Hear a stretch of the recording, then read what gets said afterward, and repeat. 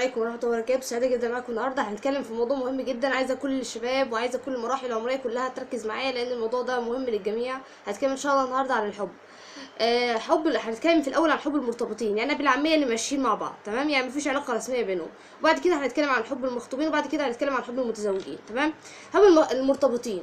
الحب يا جماعة مش كلام ومعنى أصح بحبك ووحشتيني وتيجي ساعة الفعل تقول انتي شوفي حد احسن مني او ربنا هيبعتلك حد احسن مني، يعني عند الفعل تخلع بمعنى صح. الحب مش كلام وخيانة من ورا الاهل ومحاميل بتتخبى وهدايا بتتخبى علشان محدش يشوفها. الحب مش لمسة حرام ولا نظرة حرام ولا لذة لبعض الوقت وبعد كده بتحس بحسرة. الحب مش هدايا فالنتين ولا خروج ولا فسح ولا عزومات ولا كافيهات ولا الحاجات دي كلها. الحب مش تحكم وسيطرة وانت لسه ملكش الحق فيها ولا حتى ليك الحق انك تكلمها. فالحب مش انك تتكلم عليها وسط صحابك انك معنى صح مقطع السمكة وديلها، لا حضرتك دي قلة رجولة. الحب مش مكالمات بالساعات في نصاص الليالي من ورا الاهل. الحب مش روايات وشعر بيتكتب ونيجي عند الفعل ونقول مفيش. الحب مش افلام رومانسية ولا افلام تركية اللي خنقتونا بيها، اللي بتعايروا بعض بيها طول النهار. واحنا لو بصينا شوية في الافلام التركي هما بيجيبوا معنى صح ساعتين بس من حياة البطلة والبطل، مش بيجيبوا اليوم كامل، تمام؟ الحب مش كلامي بيتكتب على الفيس عشان تغيظ صحابك بيه ولا عشان تغيظ صاحبك بيه ولا عشان تعرفوا الناس انكم بتحبوا بعض وفي الحقيقة مش كده. الحب مش انك تقول لها بمعنى اصح بينك وبينها بحبك وتيجي تخاف تبصلها وباباها ماشي جنبها. الحب بدون كرامة مش حب يا حبيبتي. يعني اللي يضحك عليكي ويقولك بحبك وهو مش ثبت ليكي فعلا ان هو بيحبك ويجي تقدم لاهلك واحترمك واحترم اهلك، يبقى ده مش اسمه حب، ده اسمه حب ملوث او حب ذو الغرض، هينتهي بانتهاء الغرض نفسه. تعالوا بقى اعرفكم يا جماعة الحب اللي انتوا بتدوروا عليه ومش لاقيينه. الحب ده هو الفعل اللي بيثبت انه فعلا بيحبك. الحب ده هو تعبه ومجهوده وتخطيطه لمستقبله علشان يوصلك. الحب ده هو الخوف عليكي حتى من نفسه انه يقرب لك. الحب ده هو مشاعر نبيلة بتفضل محتفظ بيها لحد ما تبقى هي حلالك، وانتي نفس النظام بتفضلي محتفظة بيها لحد ما هو يبقى حلالك. الحب هو ان دبلتك تبقى في ايديها، ده هو الحب. الحب ان هو كل ليلة انتوا الاتنين بتدعوا انكم تكونوا من نصيب بعض. الحب هو العمل فعلا بكل ما اوتيت من قوة علشان تبقى اسمها حرمك. الحب انك تحترم اهلها وتحترم نفسك وتحترمها، انك حتى ما تكلمهاش شات او تليفون او تقرب منها غير لما تكون هي فعلا حلالك. الحب انك تبقى بمعنى اصح سر بينك وبين نفسك، ان هي تبقى سر بينك وبين نفسك، مش تقعد تتكلم قدام اصحابك ومعنى صح انا مقطع السمكه وديلها او تتكلم عليها قدام اصحابك. الحب انك توفر ليها بيئه كويسه تعيش فيها قبل ما تتقدم لها.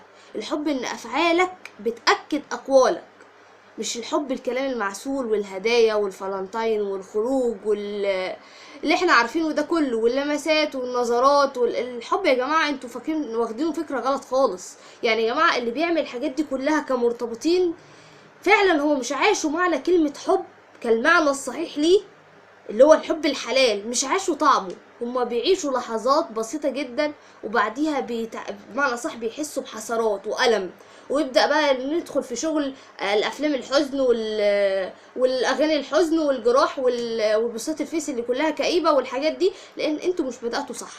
هو ده الفرق بين اللي واحد بيبدأ صح وواحد بيبدأ غلط. هو ده الفرق اللي عاوز واحد فعلا وواحدة عاوزين فعلا يحبوا ويعرفوا طعم الحب فعلا في الحلال، فبيحفظ نفسه لزوجته المستقبلية وهي بتحفظ نفسها لزوجها المستقبلي، وفعلا بيعيشوا الحاجة دي لو هم فعلا مخلصين، لو هم فعلا بيدوروا على الحب الحقيقي. نصيحة ليكم يا جماعة، الناس اللي ماشية مع بعض من ورا أهاليها اتقوا الله في نفسكم وابدأوا صح علشان فعلا تعرفوا توصلوا صح، وقفوا العلاقة دي علشان خاطر ربنا. وانت اشتغل وشد حيلك وتقدم لها عشان فعلا ربنا يعينك، ولو كانت نصيبك وخير ليك ربنا يكتب لك الخير ليها وتلاقيه وتوصل لها، وتلاقي سبحان الله مسهل لك الامر انك بمعنى صح لقيت شغل ولقيت وتبدا تمشي في حياتك. وانتي نفس النظام، هو لو خير ليك يا بنت الحلال مش بمكالمتك معاه والشات معاه هو ده اللي هيحافظ عليه او بمعنى صح تمتلكي قلبه. ده ربنا اصلا القلوب بين يديه بيقلبها كيفما يشاء. تخلي بقى ان قلب اللي انت بتحبيه بين يدي الله، فانت بتعصي ربنا، هل هو فعلا هيبارك لك وانت فعلا ربنا هيبارك لك في قلب حبيبتك اللي انت اساسا بتعصيه فيها؟ فهو ده الفرق بقى، يعني هل احنا هنبدا صح ولا هنبدا غلط؟ ده بالنسبه للناس اللي مش مرتبطين رسمي. فوقوا يا جماعه، مش هتوصلوا للذه اللي انتوا عايزينها، او اللي انتوا الاحلام اللي انتوا اللي عايشين فيها دي مش هو دي الحب على فكره. انتوا فعلا مش حسيتوا بطعم الحب الحلال، ان انتوا تسيبوا بعض الفتره دي لحد ما انت تشد حيلك وهي فعلا تدعي ربنا وربنا يسهل لها وتبعدوا على بعض، ويبدا فعلا الشد، او بمعنى اصح انكم تقربوا من بعض في حاجه رسميه، في ارتباط رسمي قدام ربنا وقدام اهلكم. فوق يا جماعه. نمسك بقى الحب المخطوبين. الناس المخطوبه يا جماعه، يعني انا مش بسميه حب اللي هو الحب، وانا بسميه فتره اعجاب، لان الحب طبعا الحقيقي بيبدا بعد الجواز. الحب يا جماعه، بس انا طبعا هقول حب. الحب بين المخطوبين يعني اهتمام بتفاصيل الشخص اللي انت مرتبط بيه قوي، يعني حتى لو كنت تعبان او مرهق. الحب يا جماعه يعني احتواء وتفاهم، مهما يحصل مشاكل بينكم مش تقفوا على بعض على الواحده بمعنى اصح. الحب انك تحب العيوب قبل ما تحب المميزات، البنت اللي خاطبها او الشخص اللي انت مخطوباله. الحب يعني كرامه حبيبك هي كرامتك، تحافظ عليها. الحب يعني مشاركه في كل تفاصيل حياتكم مع بعض. الحب يعني بناء وتخطيط لمستقبلكوا سوا، سواء شغلك او بيتك فهي معاك فيهم. الحب يعني الخصام ما يتعداش دقايق وتبدأ تتصافوا وترجعوا زي بعض لبعض، يعني بمعنى صح تتصافوا وتبدأ النفوس تتصافى تاني. كل واحد فيكم يستحمل التاني ويستحمل زعله، وفعلا تتنافسوا انكم بمعنى اصح محدش يفكر انا اللي غلطت وانت اللي غلطتي، كل واحد يتنافس ان هو بمعنى صح يصلح الغلط وتبدأوا ترجعوا كلامكم تاني مع بعض.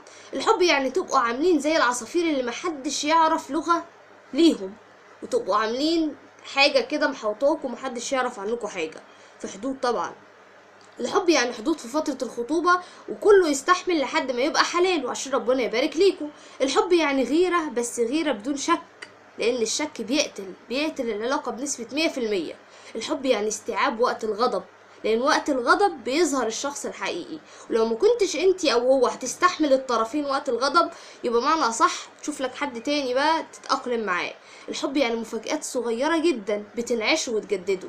الحب يعني بمعنى أصح ورد تقروه سوا، أو ركعتين بالليل تصلوهم سوا، أو دعاء تعملوه سوا، أو تدعوا لبعض سوا.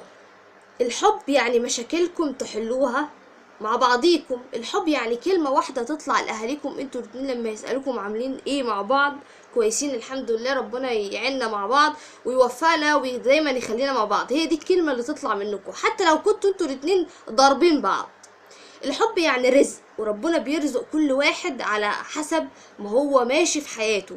هل انت ماشي في حياتك خايف من ربنا وخايف من بتجتنب اوامره ومحافظ على قلبك ونفسك، هيرزقك زي ما الرسول صلى الله عليه وسلم قال اني رزقت حبها. يعني الحب رزق، والرزق ده علشان يجيلك لازم تتقي ربنا. الحب يعني عقدة، الحب يعني عقدة، زي ما الرسول كان بيقول لستنا عائشة حبي لك كالعقدة، فكل ما كان هو يعدي عليها تقوله فما بال العقدة يا رسول الله، يقول كما هي. حد فكر في التشبيه ده يا جماعة؟ يعني الحب كالعقدة، طب رغم المشاكل اللي فيها كل شوية المشاكل بتشد العقدة، حد متخيل العقدة دي هتبقى شديدة قد ايه؟ فالحب كالعقدة، لو انت فعلا مشاكلك مش خلت العقدة دي اشد، ومشاكلك فصلت العقدة دي او فصلت حبك، يبقى ده ما كانش حب. المشاكل بتقوي العلاقة. الحب يعني بمعنى أصح شعور أو انجذاب أو إعجاب من طرف لطرف. طيب هو كيمياء متبادلة من اتنين، هو هرمون اسمه الأوكسيستين أو الأوكسيتوتين تقريبا، هرمون بيتفرز بين المحبين، تمام؟ الهرمون ده اللي بمعنى صح بيخلي قلبك يدق لما تشوف حد بتحبه. الحب في حد ذاته فطرة سليمة جدا مش تخالف الإسلام، يعني الإسلام مفيش نص صريح نزل بيخالف الحب، بالعكس ده الإسلام قدسه واحترمه، زي ما حديث الرسول ما رأيته للمتحبين مثل النكاح. يعني معنى كده ان مفيش طريقة تصون الحب ده غير الجواز، يعني معنى كده اللي ماشيين مع بعض في علاقة غير رسمية يوقفوها ويلتجئوا الجواز عشان معنى صح يصونوا حبهم ده. الحب المذموم يجي في القرآن الكريم واما من خاف مقام ربه ونهى النفس عن الهوى. هتفكر في الهوى ده يعني ايه؟ الهوى ده هو ميل النفس، طب الفعل بتاعها يهوى يعني يحب، طب ميل النفس ده او الهوى ده المعنى برضو ليه هو السقوط.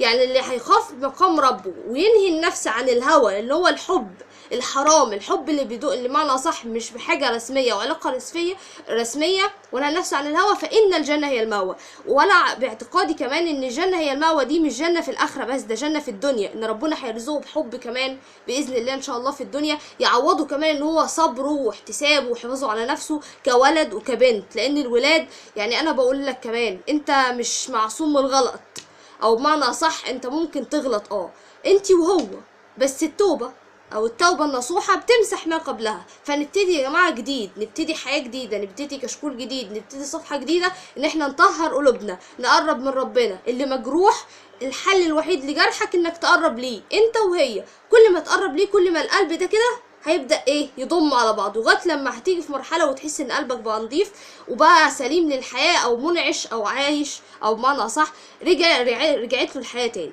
يا جماعه الحب فعلا احساس جميل جدا، بس احنا بمعنى صح بمصايبنا او بالافعال او بالحاجات اللي بعد الشعور ده بنبدا بقى يتقلب حب حرام. فكل واحد يختار فعلا الحب اللي هو ماشي عليه، كل واحد يختار فعلا حياته اللي هو عايزها. هل عايزها زي العقده دي كده؟ حد شايفها يا جماعه العقده اهي؟ هل عايزها زي العقده دي كده كل ما المشاكل بتمر عليها بتقوى، ولا عايزها حب هشه ابتدى غلط وهينهي غلط؟ حتى لو اتجوزتوا ربنا مش هيبارك ليكوا في الحب ده، لان انتوا اصلا عصيتوه في الاول، هيحصل مشاكل كتير ومش هتحس بسعاده اللي انت كنت متخيلها انت وهي.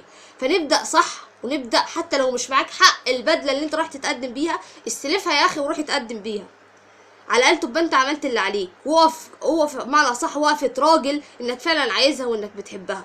اما فكره المشي والتسليه والروحه والجايه وكلام البنات وتفتح الشات تستلى على دي وتفتح الشات تستلى على دي، ما هي دي كله راجع لك، يعني ده كله هيلف وهيرجع لك في الاخر، هيرجع لك في اختك، هيرجع لك في بنتك المستقبليه، هتلاقي برضو اللي يعمل فيها كده، هيرجع لك في مراتك نفسها، انك ممكن تبقى قدامك هي ملاك وانت فاكرها محترمه وتبقى عملت اللي انت نفسه انت عملتها، لان الطيور على اشكالها تقع في الاخر.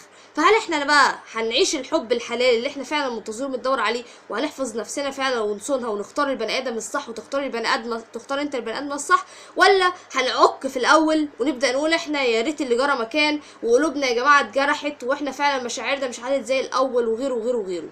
يا ريت يا ريت يا ريت اكون افدتكم. طبعا الفيديو الجاي ان شاء الله هيبقى للمتزوجين خصوصا واللي بيحصل منهم كحب وكالمرمطه اللي بتحصل في البيت يا جماعه، المشاكل وكده.